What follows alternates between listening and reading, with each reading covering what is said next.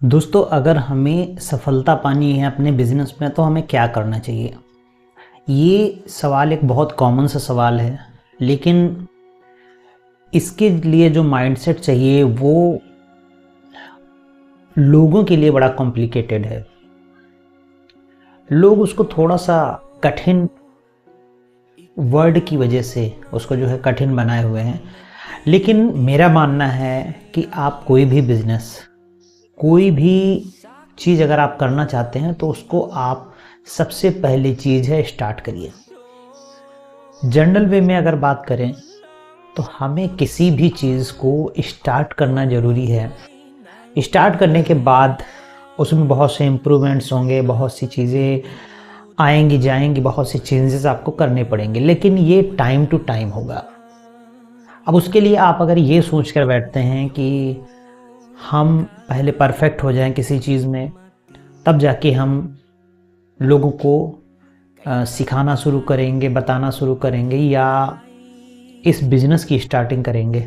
हाँ, plus minus सारी चीज़ें समझ लेनी ज़रूरी हैं। ये माइंडसेट बनाना बहुत ज़्यादा ज़रूरी है कि आप आखिर जो करने वाले हैं उसमें कितना पोटेंशियल है, कितनी क्षमता है, कितनी दूरी तक आप जा सकते हैं। लेकिन उसका मतलब ये कहीं नहीं है कि आप अपना जो काम है उसको बीच में छोड़ दें और बाद में कहें मैंने तो सही से टेस्ट नहीं किया। तो ये सारी चीज़ें हैं। अब मैं कुछ एग्जाम्पल्स आपके सामने रखना चाहूँगा। आप किसी भी कंपनी को उठा के देखिए। आप अगर मैकडॉनल्ड के बारे में जानते हैं तो मैकडॉनल्ड की बात कीजिए, या आप हल्दीराम के बारे में जानते हैं आप हल्दीराम की बात कीजिए। तो हल्दीराम डेफिनेटली इंडिया का ब्रांड है। आज के समय में लगभग आपने कभी न कभी उसके छोटे से छोटा और बड़े से बड़ा पैकेट को आपने लिया होगा, परचेस किया होगा। अब हल्दीराम एक राजस्थान में कंपनी है। उस कंपनी से मतलब जो राजस्थान में थी, एक छोटे से शहर में, एक छोटे से डिस्ट्रिक्ट में, और वो जाके कितना एक्सपेंड करके आज नेशनल और इंटरनेशनल लेवल पे उसके प्रोडक्ट्स हैं। क्योंकि उसने क्या चीज़ को ऑब्जर्व किया कि हम अपनी क्षमताओं को कितना ज़्यादा बढ़ा सकते हैं और कितनी दूरी तक ले जा सकते हैं। बट वो एक दिन में तो नहीं आया।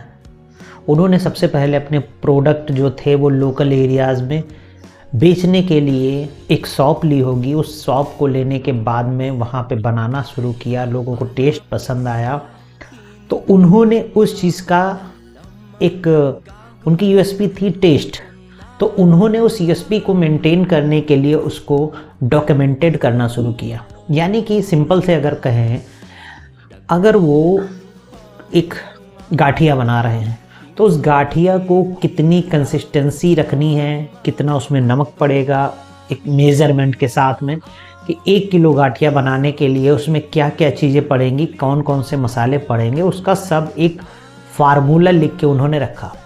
अब जो 1 किलो के अकॉर्डिंग होता है वहीं 10 किलो, 50 किलो या चाहे जितना हो, क्योंकि ये जो मेज़रमेंट होता है, ये जो एक कैलकुलेशन होता है, जो एक फिक्स सारा रेशियो होता है, उससे एक प्रकार का टेस्ट हमेशा मेंटेन रहता है।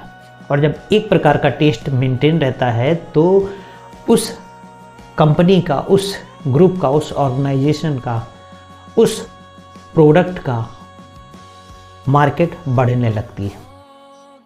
क्योंकि जब हम उस चीज़ के मेंटेन करके चलते हैं तो होता क्या है, लोग उसको माउथ टू माउथ उसका ऐड ऑटोमेटिक होता है, लोग रेफरेंस देते हैं लोगों को, और ये भी बहुत बड़ा रोल निभाते ही है।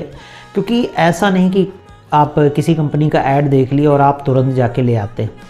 जी हाँ, ऐड देखने के बाद आप टेस्ट करने के लिए उसका छोटा सा सैंपल लाते हैं। फॉर एग्जांपल, हल्दीराम आज क्या करता है, उनके 5-5 रुपए के भी छोटे से पैकेट हैं, वो नए लोगों के लिए हैं। और ज़्यादा जो हमारे आसपास जो जनता है वो जानते हैं कि बहुत से ऐसे लोग हैं जो उनका हो सकता 40 रुपये, 50 रुपये, 100 रुपये, 200 रुपये का जो बड़ा सा पैकेट है वो नहीं अफोर्ड करेंगे। दूसरी चीज़ है, उनको टेस्ट भी नहीं पता तो वो क्यों लेंगे। बट इसी जगह पे उन्होंने अपनी मार्केटिंग स्ट्रेटेजी को लगाया, छोटे छोटे पैकेट बनाए कि अपने टेस्ट को हमें ज़्यादा से ज़्यादा लोगों को प्रमोट करना है। और जब कोई दूसरी चीज़ उनको मिलती है तो कभी कदार उनको वो टेस्ट समझ में नहीं आता, तो वो पूछते हैं कि भाई पहले वाला जो था वो पैकेट अच्छा था। तो होता क्या है, ये धीमे धीमे लोगों को एक टेस्ट मिलना शुरू होता है, एक कह सकते हैं आप, उनको मेमोरी जो है वो मेमोरी में उनके स्टोर होता रहता है कि हाँ इस चीज़ का टेस्ट ऐसा है। तो वो टेस्ट को मेंटेन रखना हल्दीराम की एक बहुत बड़ी यूएसपी रही है, और उसकी वजह से आज वो इतना करोड़ों अरबों का ब्रांड बन गया है। तो दोस्तों सिंपल सा सीक्रेट ये है कि आप अगर जिस चीज़ में देख रहे हैं कि जिस चीज़ में आपका अच्छा लोगों को सर्विस मिल रही है, यानी कि लोग उसमें अच्छा फील कर रहे हैं, बेटर फील कर रहे हैं, उनको खुशी मिल रही है, अगर वो चीज़ आप मेंटेन रख के आगे चल पाते हैं तो आपका बिजनेस दिन पर दिन ग्रोथ करता चला जाता है। अब ये चीज़ सर्विस के सेक्टर में भी हो सकती है, ये चीज़ प्रोडक्ट के भी सेक्टर में हो सकती है, हर जगह पे। सर्विस में क्या, आपकी अगर सर्विस है और आप सर्विस कहते हैं कि हम 24 घंटे में अगर हमारे पास कोई कंप्लेंट आती है उसको हम रिजॉल्व करते हैं, या फिर आपकी कुछ ऐसी सर्विसेज हैं जो आप कहते हैं कि हम कुछ घंटों में कुछ मिनटों में, जैसे ब्लिंकिट का मैं उदाहरण देता हूं, तो ब्लिंकिट आप समझ सकते हैं कि वो प्रोडक्ट का सेल करता है बट एक्चुअल में वो सर्विस प्रोवाइडर है। तो उनकी सर्विस क्या है कि जब आप ब्लिंकिट पे ऑर्डर करेंगे तो वो लगभग 10 मिनट में, कहीं कहीं पे थोड़ा बहुत ज़्यादा कम हो सकता है अकॉर्डिंग डिस्टेंस कितना है या आपका आइटम कितना है, लेकिन उनकी जो मेन यूएसपी है कि हम 10 मिनट के अंदर अपने डिलीवरी बॉय को आपके घर तक पहुंचा देंगे, आपके सामान को 10 मिनट में पहुंचा देंगे। क्योंकि अगर आप भी खुद लेने जाएं तो आपको दुकानदार थोड़ा भाई ये सामान निकालेगा वो सामान निकालेगा, बिल बनाएगा, 15 से 20 मिनट ले लेता है, कभी कदार उससे ज़्यादा भी हो सकता है, और फिर आप जाएंगे, पर्चे को दिखाएंगे, रुपए देंगे, तब लेके आएंगे। बट ब्लिंकिट में क्या है, आपने ऑर्डर किया मोबाइल पे और फटाफट से वो लोग डिलीवरी दे देते हैं। तो उन्होंने अपनी जो उस ब्लिंकिट में यूएसपी बनाई वो थी कि 10 मिनट में हम आपको डोर स्टेप पे डिलीवरी देंगे।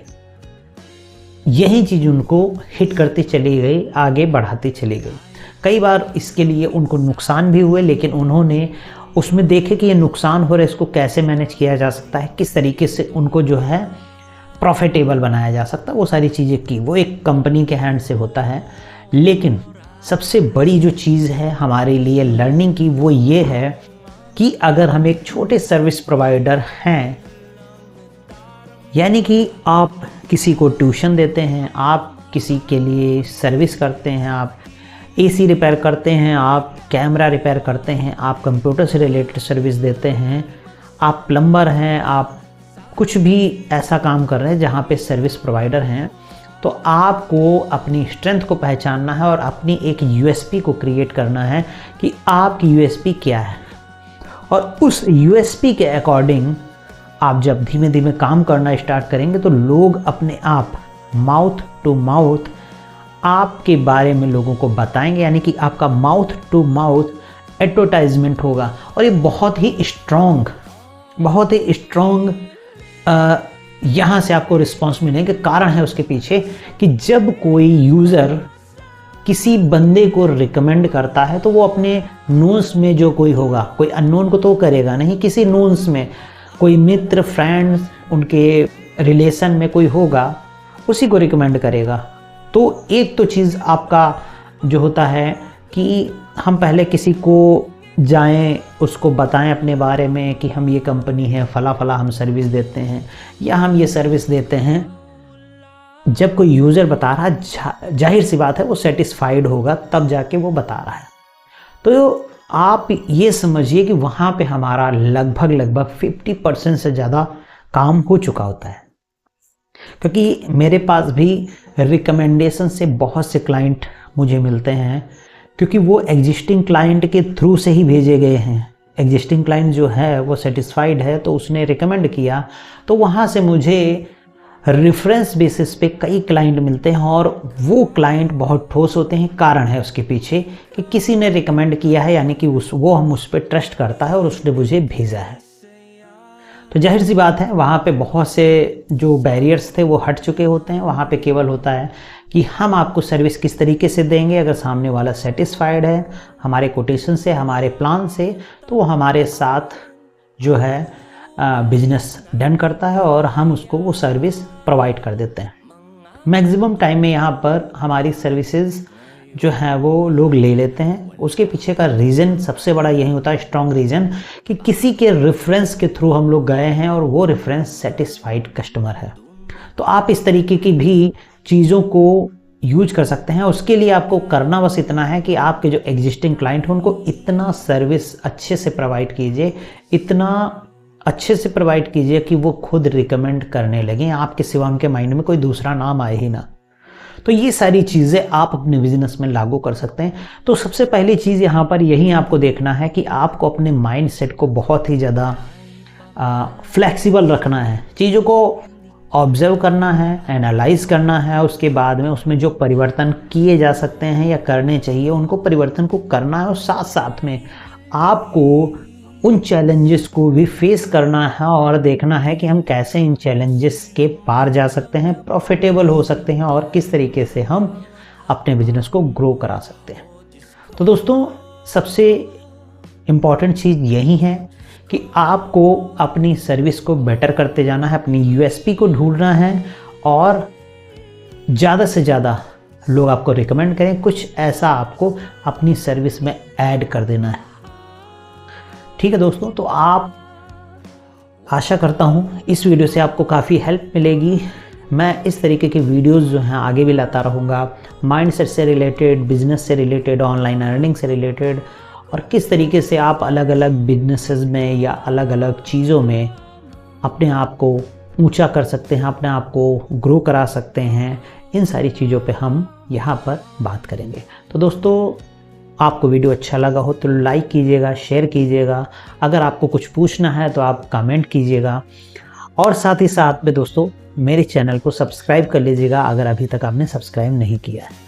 तो फिर मिलते हैं नेक्स्ट वीडियो में, तब तक के लिए आप सभी का बहुत बहुत धन्यवाद।